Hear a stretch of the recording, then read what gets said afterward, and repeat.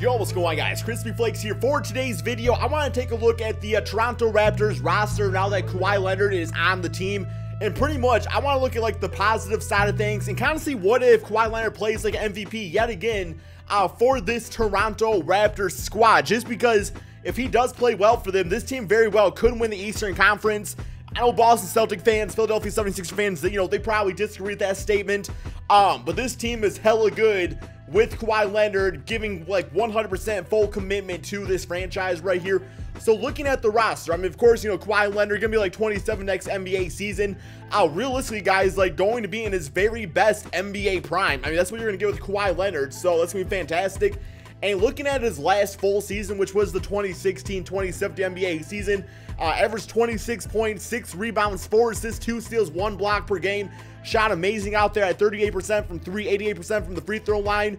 Yeah, man, this dude is the real deal. I just really hope he does mature up and just kind of, commits to this franchise out there. You also got Kyle Lowry. He's going to be 32 next NBA season. He does kind of a bitch-ass contract at, 3 years, $93 million. It's a very, very large contract. But, I mean, Kyle Lowry during the regular season, I think could be big time alongside Kawhi Leonard. I mean, the dude can shoot the three-point shot, great playmaker out there, does a lot of really good things. I think he's going to be a big part, of getting Kawhi Leonard kind of in the right direction as far as chemistry and everything like that. You still got Jonas Valanciunas, good rebounder, good post player, can knock down the mid-range shot. Pretty much, I do see kind of like a poor man's LaMarcus Aldridge with him as of right now, although I do think he's a bit of a better rebounder than LaMarcus Aldridge. LaMarcus is probably more of a complete offensive player, but, Jonas Valanciunas with Kawhi Leonard, I do think that they can do similar things out there. You also got Serge Ibaka, who's going to be a great floor spacer for Kawhi Leonard.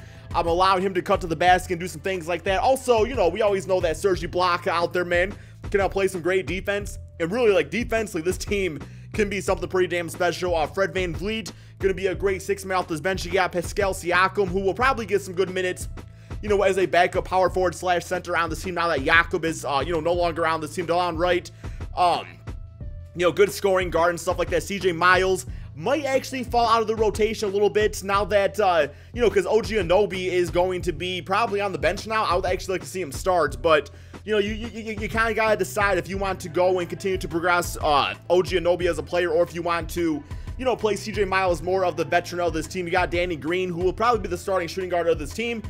Great 3-and-D player, going to be great in the backcourt alongside Kyle Lowry. Norman Powell probably out of the rotation now. You got Lucas out there. That could be a decent backup center at times. But yeah, man, overall, I'm really liking this team. Looking at the starting lineup that I'm personally going to roll with for the simulation, Kyle Lowry, Danny Green, Kawhi Leonard, Serge Ibaka, and Jonas Valanciunas. I still think there's some sort of trade to be done here. I mean, honestly, I would like to see them probably trade away OG Anunoby. No, I'm sorry. I did not mean that, man. CJ Miles, I should say. I would like to see them trade away CJ Miles for, a pretty decent, like, 8-man rotation center to be on their bench, kind of help complete things out right there. But yeah, so we're going to give Kawhi about 30 minutes per game. I think that's pretty much good for him if he's healthy and everything. I don't see any reason why he can't play that. And like I was saying, we're still going to give, like, OG Anunoby about 20 minutes off the bench, although he probably could realistically start at the shooting guard position if absolutely needed, but I think they'll probably go with the veteran Danny Green. So let's go ahead and start this simulation and kind of talk about some things here when it comes to Kawhi Leonard and this Toronto Raptors team. First and foremost, man, I gotta say straight up, when it comes to Kawhi, let me do this real quick. Let's look at the, playoff picture here. If Kawhi Leonard's healthy and is committed, this team could very well win the Eastern Conference. There is no longer LeBron James out there to worry about, and Kawhi Leonard is now the best player in the Eastern Conference. I mean, Giannis Antetokounmpo is going to give him a run for the money as far as that title goes next season. Joel Embiid, players like that, Kyrie Irving, even Jason Tatum might have, that next great season going into his second year. But as of right now, on paper, completely healthy, I would say Kawhi Leonard is definitely the best player in the Eastern Conference. That's going to be big time for the Raptors. I like to explain it like this.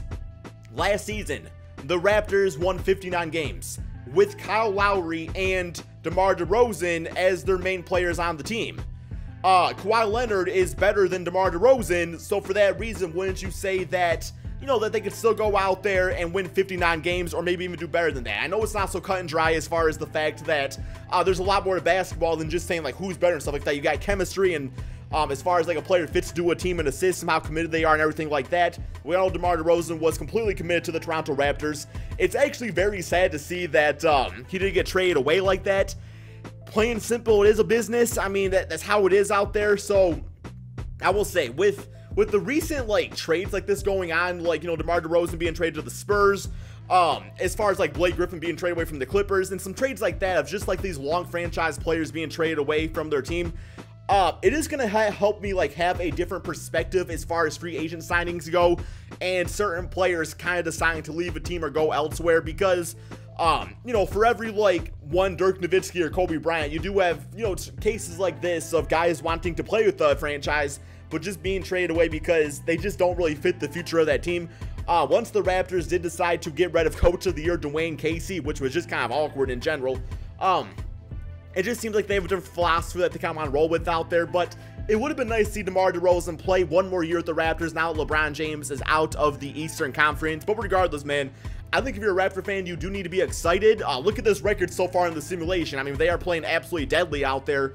And from a regular season standpoint, I do think they could be this dangerous. I think they are going to be a top defensive team of the NBA.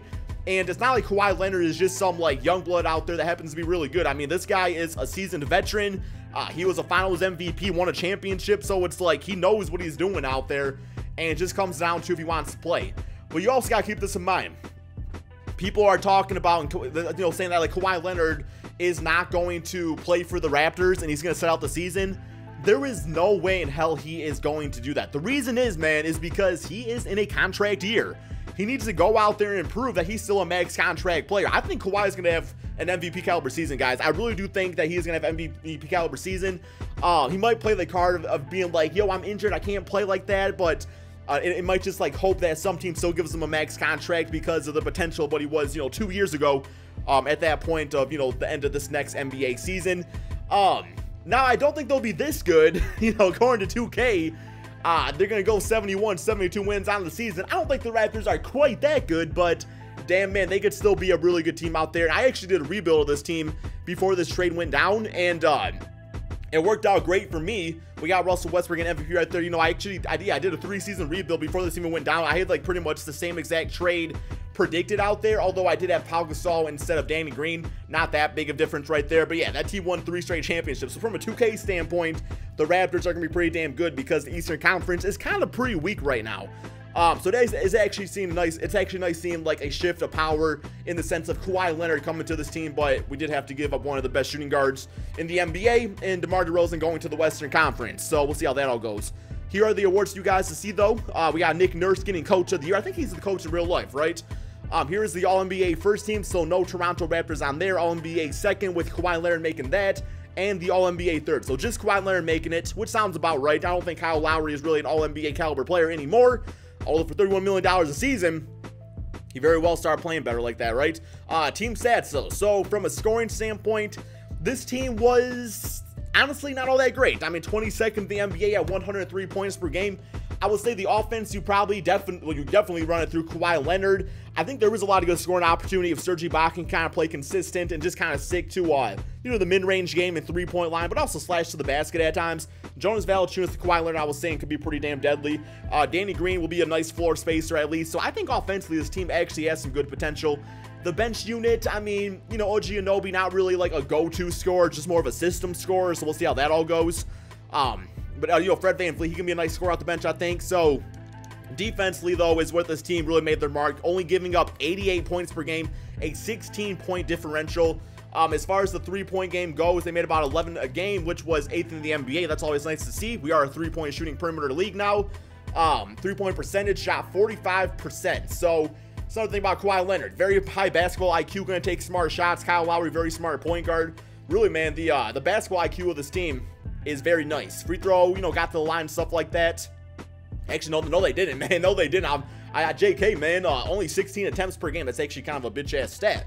All right, offensive rebounds. Rebounding was not absolutely great. So that's why I was saying I would like to see them maybe invest in a rebounder off the bench at least. Because Valanciunas and Serge Ibaka not really going to get the job done all that much. But yeah, for the most part, though, pretty solid stats. Just defensively, I mean. So playmaking-wise, looks like about middle of the road right there at 16th in the NBA. Defense was there. Shot blocking was there. Player stats, look, Kawhi Leonard, 25 points, 7 rebounds, 5 assists, 2 steals, 1 block per game. I don't see any reason why he cannot return to that form. He should be completely healthy now. Valanciunas, actually the second leading scorer at 14 points, 9 rebounds, 2 assists, 1 block per game.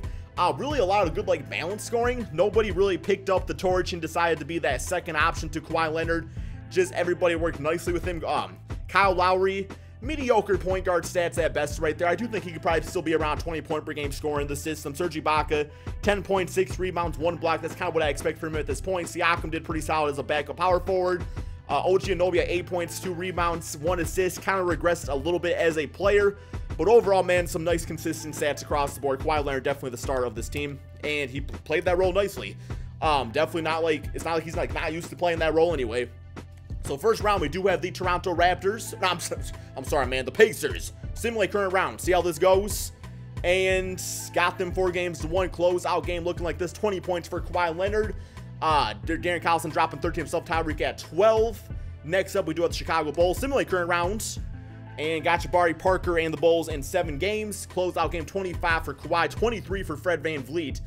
And, you know, man, like, would you even go as far as maybe trying to trade away, like, Kyle Lowry for another key piece and starting Fred VanVleet? I don't know if you do that or not, just because I don't know what kind of, like, trade value Kyle Lowry has with that bitch-ass contract. But I don't know, man. Maybe something to think about if this team doesn't click right away. But 72 wins, that's pretty good. Now we got the conference finals of Kawhi Leonard and Giannis Antetokounmpo. That would be a really fun series to watch those guys go at it. Simulate current rounds. Well, I guess it wasn't that fun. We got them 4-0. Closeout game 23 for Kawhi Leonard, 18 for Danny Green, 14 for Valanciunas. Here we go, man. We got the bitch-ass Warriors in the finals. Simulate current rounds. Well, man, Kawhi Leonard got done. He freaking said, yo, bitch-ass Zaza Pachulia. Actually, wait, Zaza doesn't play for the Warriors anymore. But we all know Kawhi Leonard can definitely give, you know, the Warriors something to think about, man. You know, maybe keep them awake at night a little bit. But Kawhi Leonard, finals MVP at 29 points, 6 rebounds, 4 assists, 2 steals, 1 block. 70% from 3. I don't know about that, but who knows, man, maybe. Like I was saying, I think straight up this team can go out there and be this type of team, man. I know people don't give the Raptors much credit. I'm a Pistons fan, so it's not like I'm being biased. I'm just saying straight up, the Raptors is a team to think about if Kawhi Leonard is committed.